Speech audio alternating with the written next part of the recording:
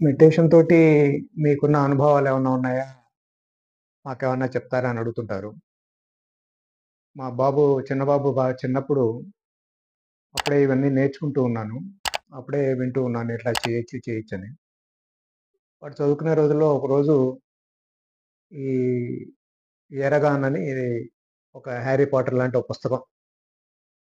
దీన్ని ఒకప్పుడు ఒక 13 ఏళ్ళు, 15 ఏళ్ల పిల్లవాడు పవోలిన్ అనేవాడు రాశాడు.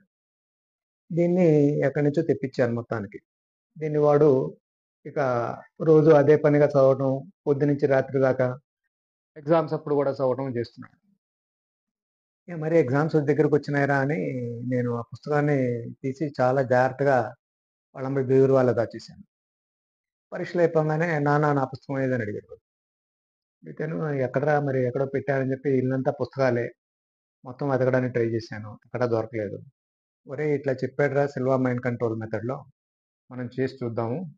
నువ్వు కూర్చో అని చెప్పి వాడిని కూర్చోబెట్టి ట్రాన్స్‌లోకి తీసుకెళ్ళి, చూడు నాన్న పుస్తకం ఎక్కడన్నా ఉందేమో కనపడుతుందేమో అన్నాడు. అడిగితేను కాసేపు ఆగి, ఉండు నాన్న అని తిన్నగా వాళ్ళమ్మ బీరువా దగ్గరికెళ్ళి చీరల కింద పెట్టున్న పుస్తకాన్ని తీసి బయటికి తీసేసాడు.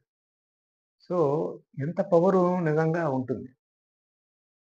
మెడిటేషన్ గనక కరెక్ట్‌గా చేయగలిగితే. అందరికీ వస్తాయా అంటే మీరు ఎంతకాలం సాధన చేశారో, మీ మనస్సు ఎంత క్లీన్‌గా ఉంది అనే దాని మీద ఆధారపడి ఉంటుంది.